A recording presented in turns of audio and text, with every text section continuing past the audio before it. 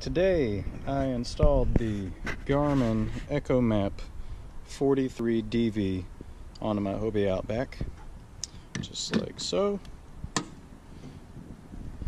And now I'm going to show you how I did it. Thought about a few places to mount this thing, and really where I wanted it was in this little area here, but the problem is it doesn't quite fit down there, especially when you try to turn it. So the best place that I can figure for me is going to be right up here on the gunnel. The mount unlocks, and then you take this piece here and it just kind of works its way in there. Now it's there, you can twist it to any angle you want and lock it down. I'm going to run all the cabling directly behind this thing, so it'll come out right here and go directly down under, and my battery box is going to be in the front hatch. We're going to remove this base from the swivel. Super simple. There's just a single Phillips head screw. Just pull that out of there. Comes open. Now these three holes, I can mark the location that I want to set the unit. My pen. Mark 1, 2, 3. I'm just using some self-tapping screws. The reason I'm marking these holes is so I can mark a center location, because that's where my power and data cables are going to come in. Garmin recommends a 5/8 drill bit for this, so now I'm just going to drill it out. I guess I should put a disclaimer in there. Always know exactly where you want to put this hole before you put a hole in your boat, okay? Basically, I'm going to be placing my transducer right here behind this brace. Sorry for the poor lighting. So right there, and I'll show you how I'm gonna do that. So I'll run power and signal just right up through that hole. We're just gonna take this cable here from the transducer and put the cap on it so we don't damage the tip. And we're just gonna run it through, and I can probably reach it. Oh, this makes it easy. Yeah, check it out. And there we go. Right on through there.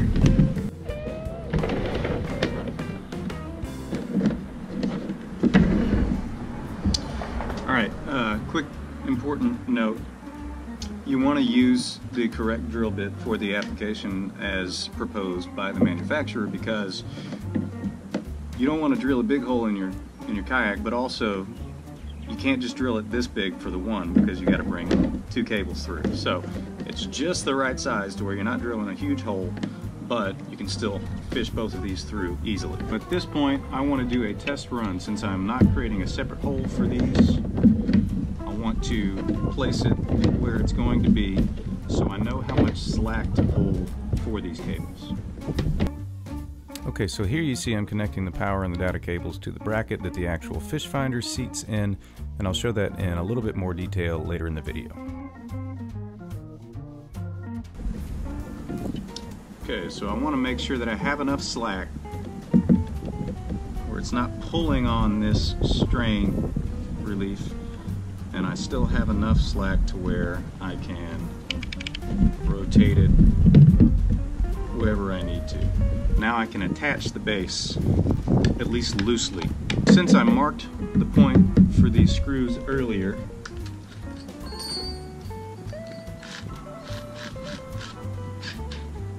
I'll go ahead and apply some marine grade sealant to those areas.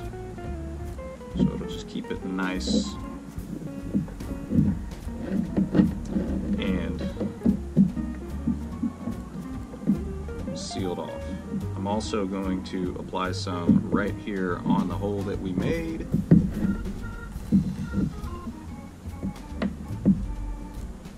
Stuff, this is goop. It sits up pretty fast. can wipe off any excess if you need. The gunnel on this particular boat is pretty thick, so you may want to pre-drill your holes before you screw it down. Go ahead and do one more dry fit.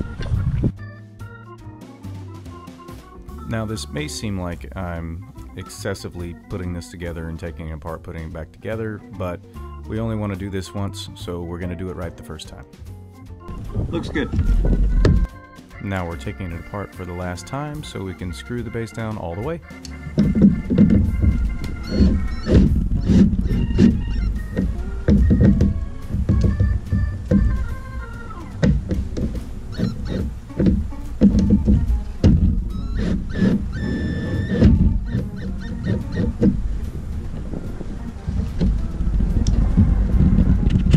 Nice and solid, it's not going anywhere.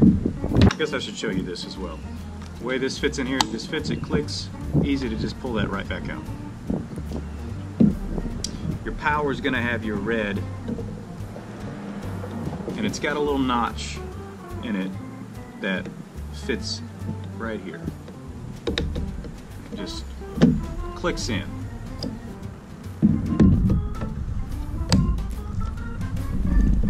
There we go. My connections are there.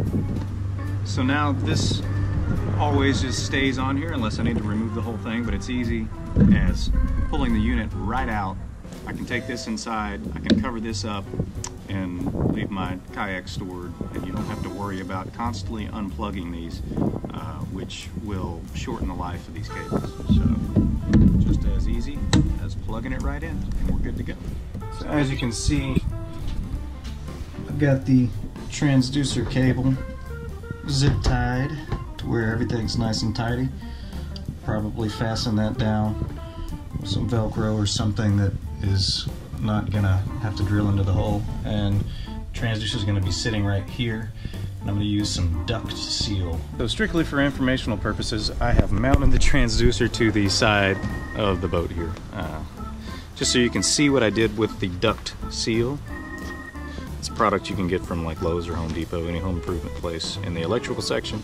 So I've just made a little bed that goes around the transducer, and then the transducer sits down in there nice and tight. It's not going anywhere, and it is a semi-permanent solution. If you don't want to commit to a specific location for your transducer right away, this is a great way to kind of figure out what you're going to do with it. It's like now that it's mounted down in there, nice and straight, nice and level, and it's not going anywhere. Finished up mounting the battery box here. So it's a nice clean install. That's in there. Battery's Velcro in, it's not moving. You can get this waterproof box at Walmart for like 10 bucks.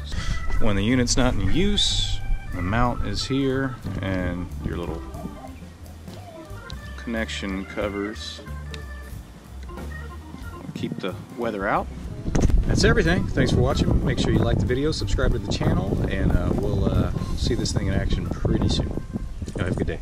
Well, if you're feeling way down low, tune into the Chris Harper Show. Everything's gonna fall right into place.